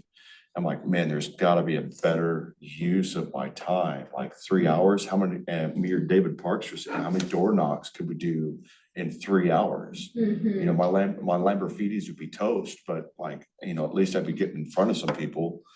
Yeah, I'm the wrong person to ask. I don't know. I'm sure there are systems, platforms out there, but. Sorry. I don't know. Ultimate question. I use Red X to try to get a hold of the expireds and no expireds, and it has not been good for me. Okay. Because I'm spending a lot of time doing the same thing. So I'm looking at other options for that, because I try to call the old expireds, because they're so. Yeah, Land Voice came to Bold, which was pretty good. They had a nice little option but they wanted Do they so provide a huge commitment right up Do they front. provide like expires or? They did expired leads that were scrubbed and for sale by owners. And so, Yeah, I mean, I'm sure those services are not gonna be cheap, so. yeah, it was $1,000 for the year or something like that. I thought you were gonna say for a month. I think it is. Yeah, it's, A month? It's so expensive, Yeah. Land Voice is. well, So I That's looked like, I at that as an never- option. I was like, no. all right, so think I about. was like, I've got some money to spend, but not that much.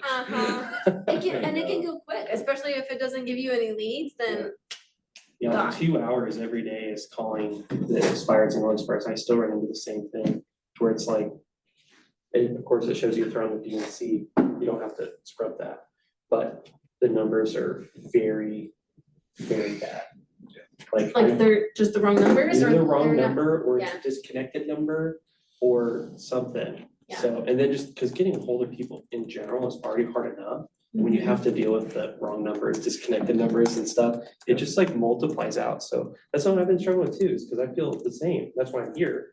Is because I'm like, I need to do something more proactive with my time than spending 2 hours every morning talking to. But how one long person. have you been, cause you just started in Yeah, October? every day for about 3 weeks. Yeah, so I like don't for think the, that's, don't give up I know. yet, that's No, I'm not not enough going to. time, yeah, because a the lot for of sale by people- owners I do real well with, because they like pick you're up the. actually setting appointments with Yeah. for sale by owners, Yeah, I had good. one this morning, that I Good. called yesterday, but the expired is so difficult, I don't know why, just to get a hold of. Maybe Yeah. it's just the time, I think it's just the time I'm starting to, because I was talking to Trey and he was saying that if you don't start at 8, you're already you're already losing, and I'm starting at 9:30 because I have to drop my daughter before I get here. Yeah, So, so he's saying start earlier, 8 in yeah, the he's morning. like, he said to start like dial, like get ready to dial like at 7:55. That's insane. Because he's like, Really? you have to be the first, second, or third person, because if you're not, they're pissed off. That's And true. or their calendar's full, Yeah, and that's what I'm running into, even with the old expireds, they're still hard to get on the phone. yeah, I mean, but don't give up yet, because it sounds like you're doing the right things. 3 weeks is just not, and a lot of new agents do get frustrated and discouraged because it takes time. You're not gonna, get that instant gratification. So 3 weeks, I don't think is enough to like know if it's actually working. So just keep doing it. Yeah. And I think the results will come. Yeah. I think so. Especially if you're like already, because first sale by owners are so hard because they hate agents. They literally hate us. They're so hard to like talk to and they're so hard to set an appointment. So if you're having success with scheduling appointments for sale by owners, that's huge. That's really good. Yeah, well, there's just not a lot, that's the problem, it's like, there's only like 20 something Yeah. in Springfield, and I've already talked to them all, or met with them. It's me. So it's like, So a lot of people think they can jump into that 2020 area and people are gonna have a bidding war on my home. Well, it's not the same type of. Like, are you saying situation for right sale now. by owners think that? Yeah, and they think they're gonna get the most for it. They haven't, if, I've spoken with so many for sale by owners who have friends that are real estate agents, and they actually gave me this number. I'm like, well, you They're have to lying. do all the work for They're the market lying. analysis, and you haven't used your friend from church that gave you that stuff, like, this guy is a piece of work, you know what I'm saying? Do I really wanna work with someone like that? No. if they were that close, they would have listed it with them. Correct, right, and so their, their expectations are super high. And whenever it comes to the sales price, they feel, I had some guy arguing with me about a $4.18 billion settlement from NAR, I'm like, no, it's million, but not billion. You don't wanna And I'm like- argue with. I was like, I Priscilla don't wanna, candidates. yeah, I'm not even gonna go there, but it's like, they don't know anything and they wanna do it themselves. Just like these DIY guys trying to fix their house up, you could definitely tell when a DIY guy goes in there and fixes a house up compared to something that's been professionally done, so. I've been getting into some reverse psychology stuff and it's been really, really good. Keeping them saying yes, you wouldn't do anything that wouldn't, be of the best interest to you. I really, if I were you, I would do the same thing if I were you for sale by owner market. If he's trying to sell my house, especially if it's a seller's market right now. I tell you, in 30 days, if you don't sell your house, would you consider talking with the realtor? And if you look at the statistics, 8 out of 10 people end up going with the realtor, right? So it's just letting them know, yeah, you're right, do it. But eventually, if you need help, That's literally almost exactly what I say, I don't even really go that far, I just try to get in front of them, and then when I'm there, I say that. Cause then they're like, oh yeah, well, I thought I had somebody that would do this, and I'm gonna try until Thanksgiving, and we'll see where it goes, and I'm just like, well, I'm here either way, so. Yeah. It's so funny, cause over the phone, they're so nasty sometimes, and then as soon as you get there, they're like, Jason, what up, dude? And I'm like, talk about that. what the hell, who is It's like this? the dogs in the. Oh, outside everybody fence. can be so, Literally, this brave over morning, the the phone. woman was so skeptical of me when I called her yesterday, which I get. And I was just like, yeah, whatever you want to do. I mean, we don't even need to meet if you don't want to. I just want to pop by and see the place. I was hoping you had an open house so I could do it then, but if you're That's free. another thing, you can actually offer to do an open house for sale by owner. Yeah. And not in the hopes of getting any business, because clearly they're not getting the right marketing to get people there, but just to show like your value. I've had That's a. a good idea. I hadn't thought of that. I got a listing by doing that, and I'm like, okay, nobody's gonna come to this open house because it's like not on Flex or anything, like it's just on Zillow. But just to show your value and like what you would actually do for them if they were to list with you. Oh, that's super cool. 'Cause, Yeah. like the woman I was talking to this morning, she had done an open house whenever she had all of her stuff in it, but she's since taken some stuff out and done some like touch-ups of all Mhm. sorts of stuff. And it looks really great. Yeah. So I might see if I could do that. Yeah. That's a just good offer idea. I to- hadn't even thought of that. I mean, it doesn't, if she's willing to work with a buyer's agent and Yeah. compensate, which I would ask, are you willing to Yeah, work she with a is. buyer's agent? Yeah. And explain to her what that means, whatever that means to you. If she's willing to do that, then, I mean, just offer like, hey, I just wanna market your house to hopefully find you a buyer. And if not, this actually helps me, because if they don't wanna buy this house, maybe I can help them find another house, but Yeah, really it's frame it like just a to, win-win, yeah. yeah. And, I mean, she's not gonna, she doesn't have anything to lose, it's an Right. empty house. And then maybe like print out some maybe fancier marketing to like, you know, cause basically what you're doing is showing your value proposition and in hopes that whatever she does hit that pain point and she's ready to list, you've shown her what you can provide her, and then you'll be the one that she uses to list. Yeah, I'm following up with her this next week. I'm gonna ask her this next week and see if I can. Yeah. Maybe that'll be my first open house. There you go. That would be But so nobody weird. will come to it. That would be because it's a so funny. bespoke. It's a cool house. It's old. It's in Phelps Grove. Like, it's super. Don't give cool. us any more information, cause we'll all be going after. That's okay. Yeah, Just I kidding, would- I literally like spend the whole time like just trying to get it to be like an us first them like mentality. So I say go for it. You might help me. So in that case, we would need an authorization to show form sent to them saying that, hey, Yes. this house is not specifically on the MLS. It puts all of the You do need, compensation up. or front. maybe permission to show, Yeah, check with one of the permission to show. brokers on what form you would Yeah. need. But I do think in that case, you need some kind of a form. Yeah. And if they're not comfortable with it, then you can make it for, just that day. But just so you guys stay compliant, I do believe you need either authorization to show or permission to show. I asked a client, I said, hey, if I brought you a buyer for this house, would you agree to a 3% compensation for the buyer's agent? They said, absolutely. I said, well, cool, I'm gonna send you an authorization to show your home. That way, if I come across somebody, I'm able to show your house. Well, it shows how serious they are. They never even replied to the email, never signed the document, never sent anything back, followed up with them twice and nothing. So I don't think that's the right form, because I think authorization to show allows you to represent them. I don't know, check with Jim or Dawn, one of our brokers, just to make sure you're using the right form. yeah, figure And out- maybe explaining what that form means to them, because if they don't know you, then they might be a little skeptical about signing some kind of an agreement that they think they might be tied to. So maybe explaining in person what that form means to them. And I told her, if it's specifically not on the MLS, I don't have the ability to show it. And so what I'd like to do, if we're willing to pay a 3% buyer's compensation, I have a document that says I'm able to help you sell your house for the buyer's agency of compensation of 3%. And again, they understood it, but I followed up with them twice, never even sent an email back or anything like that. C'est la vie. Maybe they're not that serious. Interesting, thing too with for sale by owners, like if they, which this is something you guys can use or you don't have to. If they say that they're willing to work with a buyer's agent, like you can kind of like throw it back at them and say, like depending on how the conversation goes. Okay, so you're willing to pay me to negotiate against you?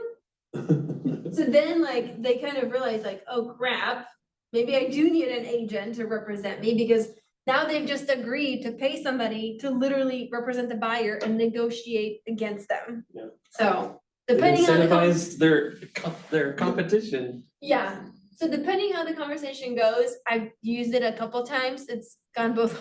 That's it's good because you'll know one way or the other. Yeah, Yeah. so it could backfire on you, but it does kind of like, they're like, oh, did not think about that, because we are saving, and whatever the percentage is, it doesn't have to be 3%, it doesn't have to be whatever your compensation is. They are saving that on the list side, but they've just agreed to let that agent literally negotiate against them, so they're probably gonna not make as much money anyways. Yeah. So, yeah.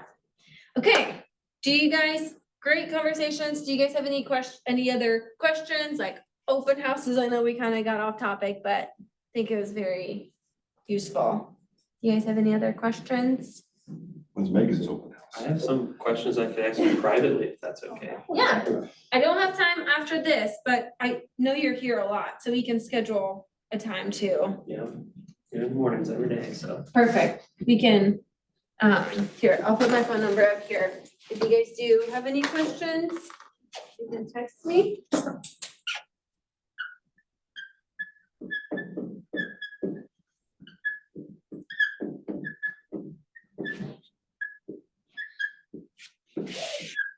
And then are you guys staying in here to do your activities?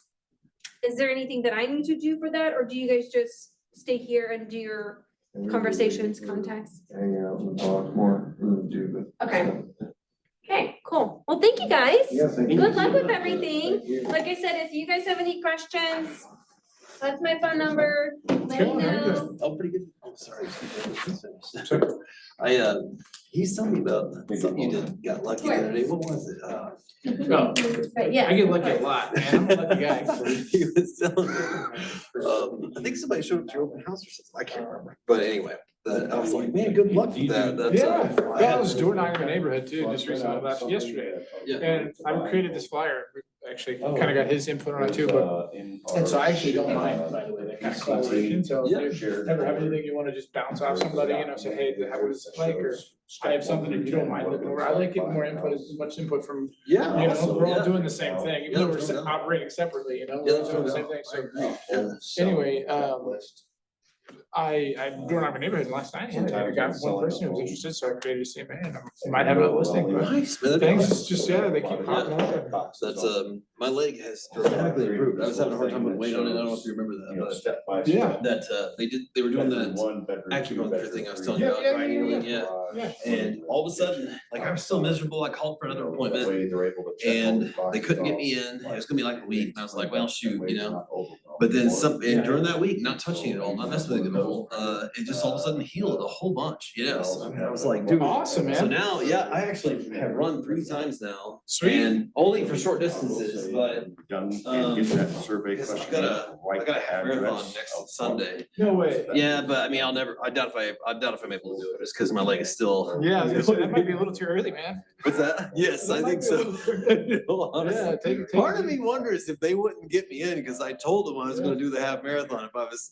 Crazy. You know, it's like- How long is the half marathon? It's 13 miles. Really nice. But You're I've gonna done, run it or you're gonna? yeah, but I've done so many No, of this them, is man. I not mean, outside I've done. disclosure. What's that? Information out. Yeah, I used to. So I put I together. did a marathon probably 5 years ago. So it has And just training all- for that, I used to have to do a half marathon multiple times, You can go sometimes above and beyond. more than once a week. Wow. And so, but of course, you know, that was 5 years ago, but, Whatever. This is. now, you know, it's, my IT band is kind of tight, but it's so Oh, I hopefully, bet. you know, but what I'll do, I'll walk run it, you know what I mean, if I'm healthy enough. Yeah. But I mean, it's Bass Pro, and so it's like a huge neighborhood event. I mean, you're just, there are people everywhere, you know what I mean? So you're going through neighborhoods and it's awesome, yeah, it's, so, it is so much fun. And then, The only thing I was planning. But I mean, to- if I'm to hurting, I'm not bring gonna is do it. I mean, just. Yeah, you know, Something so- ridiculous, but Yeah, no, that's super cool, man. I forgot you told me you do stuff like that. just to see It's how. something I have never done, but it's something my wife and I have talked about. She used to run a ton when she was in high school. These are She was things in that cross a lot of country. players and that want. She was, so she was, used to run a lot. She used to like Pretty much just run leaving 7 that. miles a day, and then swim like 3 or 5. Man, I never could swim. I want to do a triathlon, but I never could. I can't swim. Yeah, I can, I'm okay, but I would say, you know, probably after about half a mile to a mile, I'm done. I'm like, no, I'm done. I'm gonna sink to the bottom of this thing. I feel so heavy in the water. I'm just like, I'm going to die.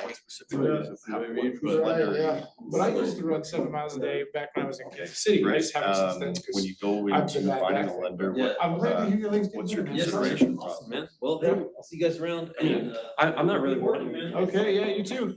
Good to see you.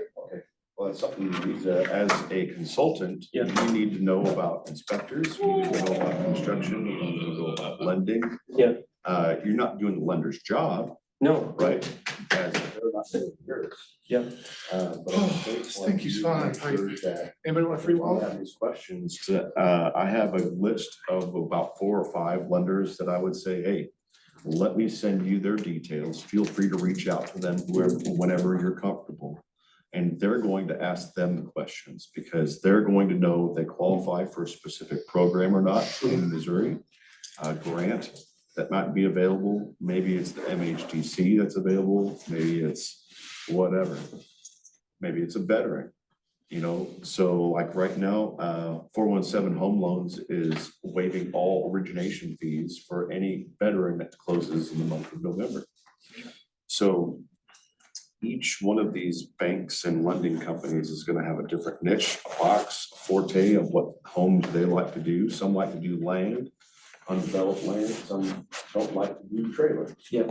Some like to do investment homes, some don't like to do, you know, double, Yeah, basically, whenever the buyers ask, is their question scenario is like, oh, whenever they come to me, I'm like, are you pre-approved yet? And they're like, well, what does that mean? And I'm just like, well, it's something that we're really gonna need before we move forward. Because if I was selling a house and you wanted to put in an offer, I wouldn't even accept your offer if you didn't even have a pre-approval letter. So it's automatically gonna put you at the bottom of the list. Anyway, but So that's in my whenever- steps. I was like, you're gonna have to reach out and find a good person for you, because every lender is different. I don't care which lender they go with. I don't really want to pursue a specific lender either. But I just want to give them the knowledge of what they need to go, and then for them to go do that work, not me. TMI. That's right there. I thought Too much. I thought that was too much. I thought what you did was too much. That's so No, funny. what we need to do is, I mean, print out the steps of the sale. Yeah. You know what I'm saying? And they need to reach out to the vendor that way, because you can't pre-qualify them, No, right? So they need to go talk to a vendor to get pre-qualified. Yeah. And just let them know, hey, a pre-qualification letter lets you know exactly how much you're qualified to buy for. Yeah. But sometimes, is that really the number that you need? If someone's qualified for a $30,000 or $300,000 loan, but their budget's only $1,400 a month, is that $300,000 loan the right fit for them? No, it's not. They're gonna be way over budget, yeah, right? Yeah, So when they may be approved for something, my job is to find something that you can live with, yeah, not have to pinch pennies to own. Yeah. And do that, but just let them know, hey, pre-approval letter is just, if you don't know what a pre-approval letter, you need to go do some serious thinking about life. dude, every buyer I've talked to so far, they don't have a pre-approval letter. And they don't even know the difference between a pre-approval and like a pre-qualification letter. Okay. So interesting. It's in like a lot of them. Yeah. I would say that's and probably the same, way, mortgage. actually. I have 3 buyers signed right now Yeah. and all 3 of them did that. Well, one of them did, but Well, they didn't even know that like they're for like a certain time frame either, like it locks in your interest rate for 90 days, 120, whatever it is. Like this guy I was talking to, he was like, I didn't even know that was a thing. Like, I thought you just did. I was like, Right. well, I'm trying to think, I'm like, where are the